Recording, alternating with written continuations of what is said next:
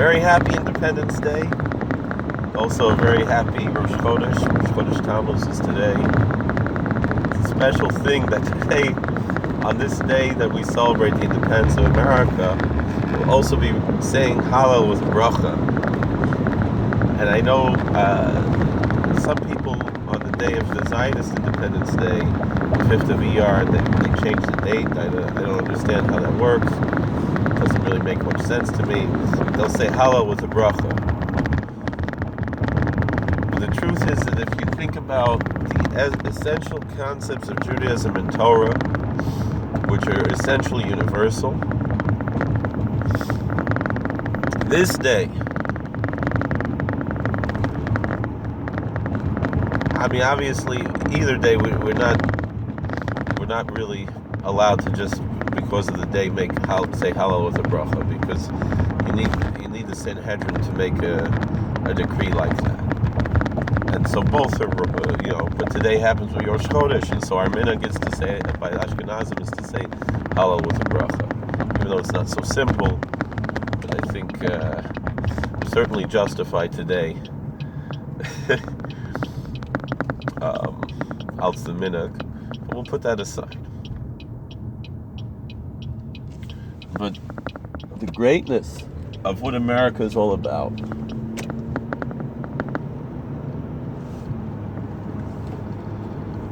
why we celebrate this great country and why we celebrate this day, we have to understand what America is all about, the greatness of America, and why this day, 4th of July, Independence Day, is so important. And to a point where we can almost say that it's holy.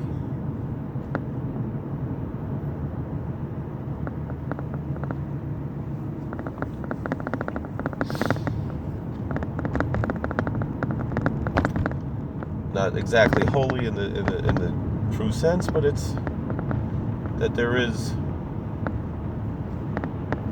holiness in this day.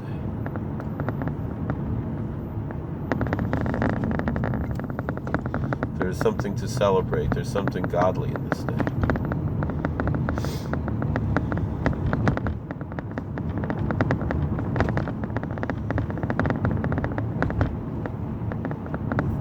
Something that doesn't exist on the 5th of Iyar. Obviously, God is everywhere and everything and every day.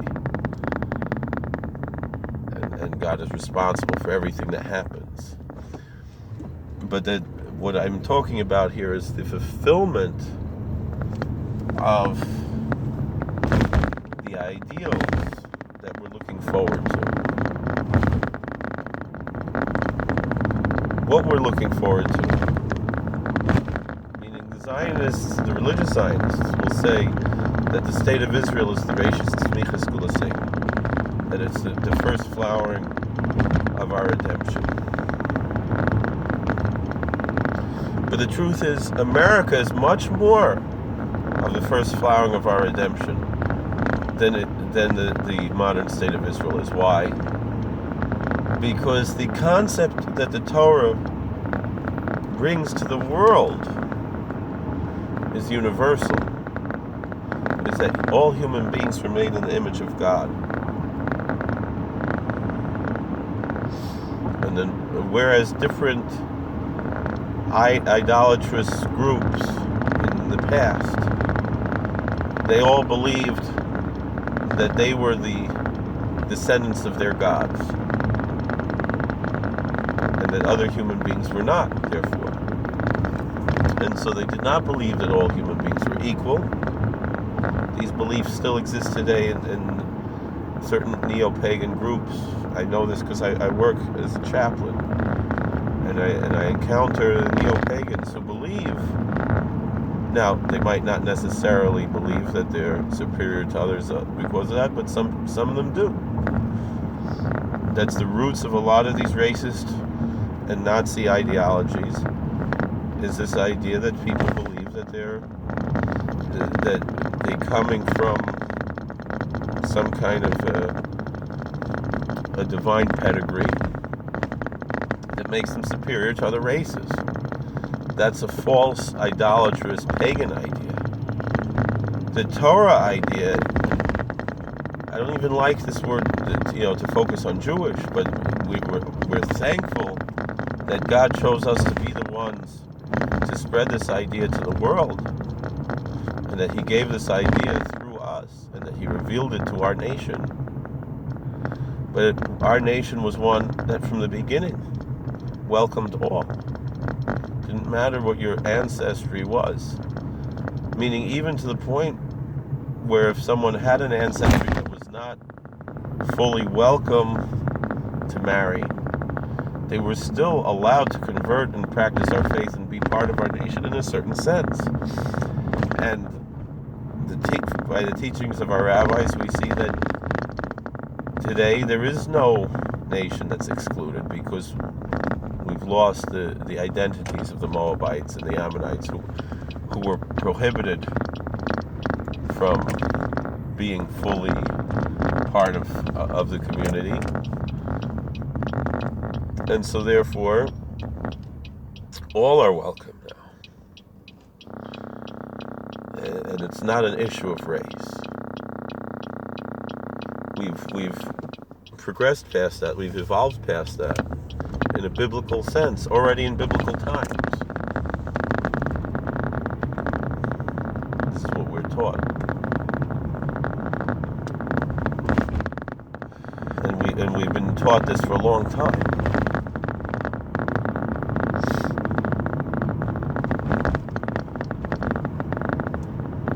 But the greatness of America is that America is a concept, but not just a piece of land, not just language, borders, and culture. But it's a concept of liberty. It's a concept of human rights. It's a concept of the value of the individual. And these concepts come from revelation by God in the Bible, in the Torah.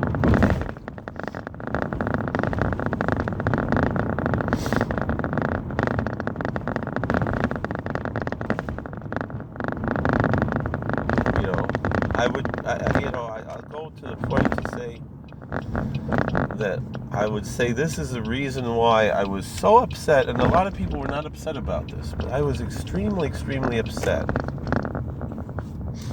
when President Obama changed Mount McKinley to Denali.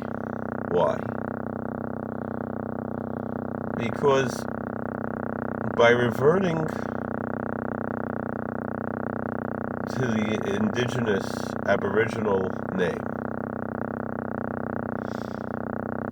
what President Obama was essentially, as opposed to the name of a president who served as a president under our Constitution, Article 2 of our Constitution, as executive of this nation state.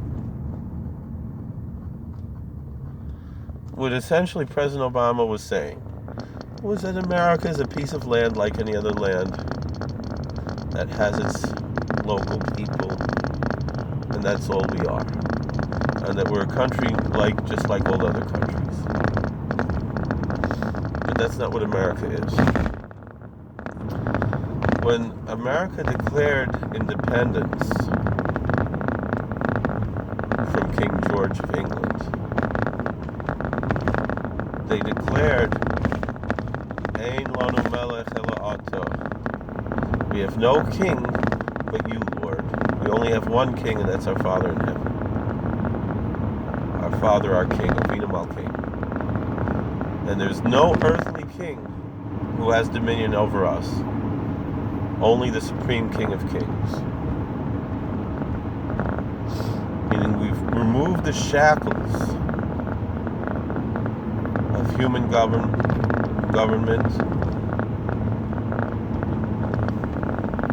and declared our allegiance to the divine.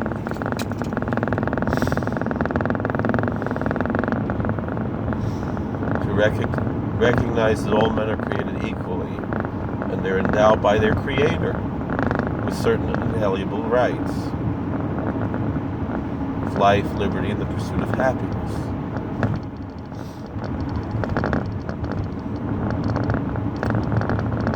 And that this concept, which was essentially a Torah concept, a biblical concept, a concept that God gave through our people, through the Jewish people, as a gift to the whole world. And that we in our capacity as a kingdom of priests and a holy nation, as the Bible says, as a light unto the nations, as the Bible says, that in that capacity, it's our mandate to spread that to the whole world. And yet there were forces, the pagan forces in the world, that were trying to suppress that. I mean, even that I mentioned today, because the pagans believed that they came from their gods, as opposed to what the Torah teaches, is that we all have one Father. All human beings were created by God, and our first father was Adam. And that we can all trace our lineage back to that one man, to that one couple, Adam and Eve.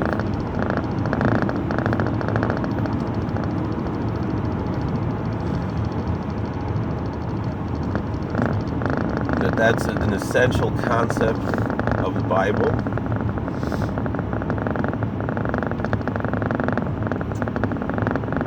And this is what our rabbis taught in interpreting this, that God made only one man. So no one can say that my pedigree is better than yours. No one can say that my ancestry is superior to yours. To eliminate racism, because we all come from one race, the human race. Excuse me. And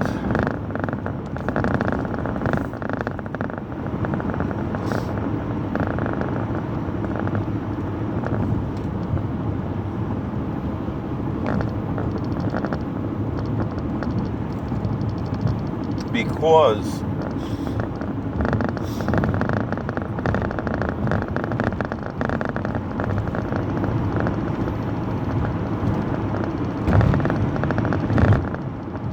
all from the human race, we're all one. There's only one God who created us. That's the other message. That no one, that there's only one supreme Yeshua, only one supreme authority, and that's God. And furthermore, the whole world came from one human being. So therefore, if someone kills a human being, it's like they killed the whole world. And someone who rescues one human being, it's like they saved the whole world.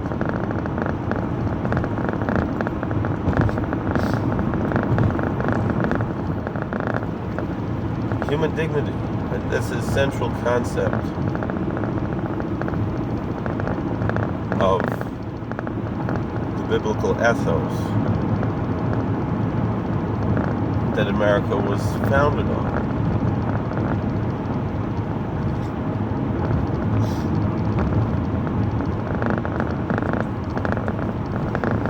And we thank our Christian cousins for bringing that out. And refining their faith, removing the dross of so much baggage of history, to be able to come to a point where we have a country like America that comes to those central concepts of the biblical ethic, that we have respect for other human beings.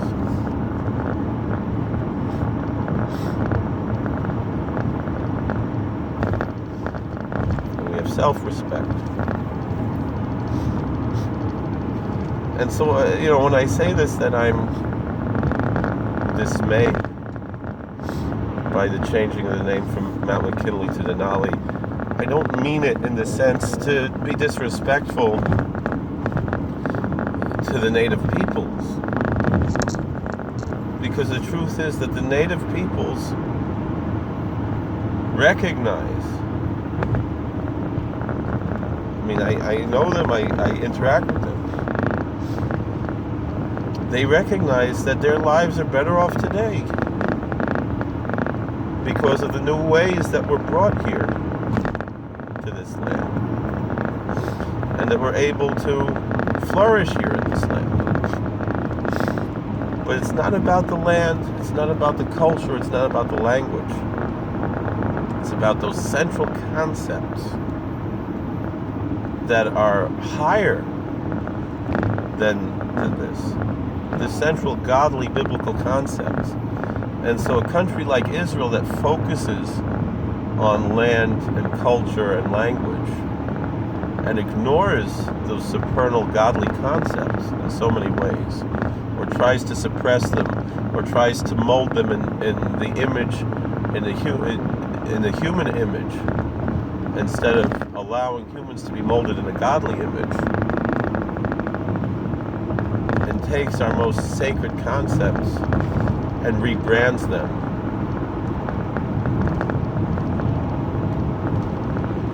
That's not a cause of celebration. That's not what we're looking forward to when Isaiah, prophesied that the knowledge of the Lord will cover the earth as the waters cover the seas.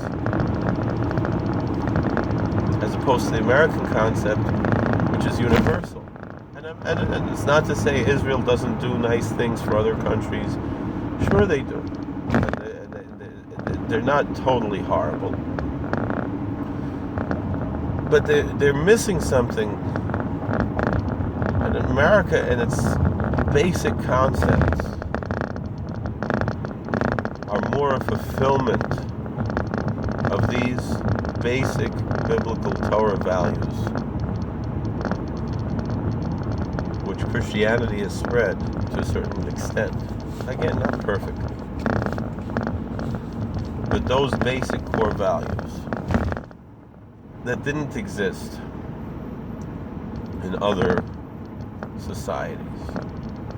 And these basic core values you find in Islam as well.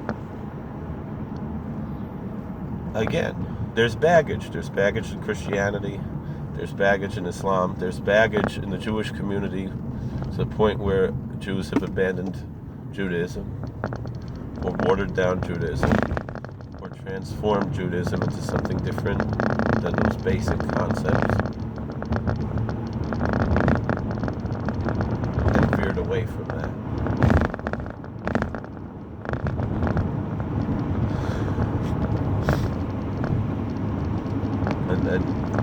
And developed different values and had the wrong type of focus.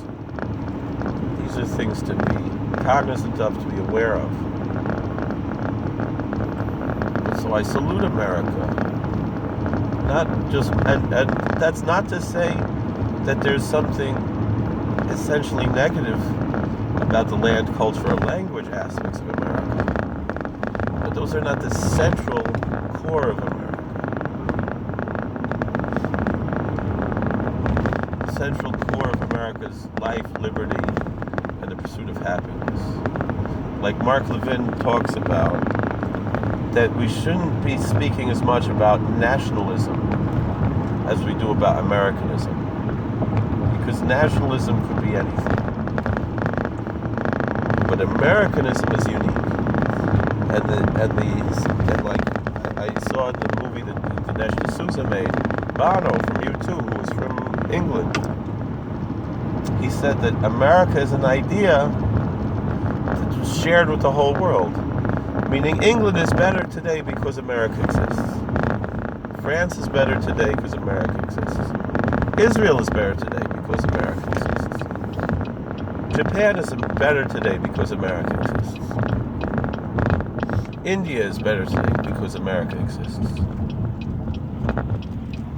These concepts of America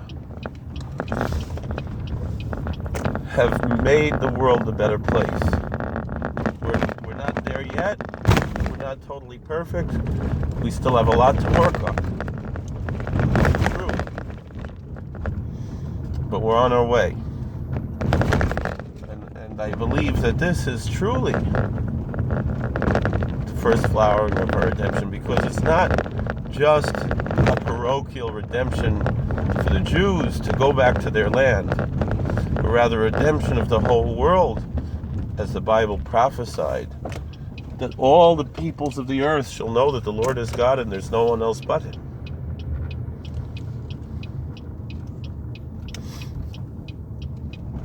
And so America is that shining city on the hill. We shall be worthy to have those blessings of America. God bless. Please like, share, and subscribe, comment, all the best.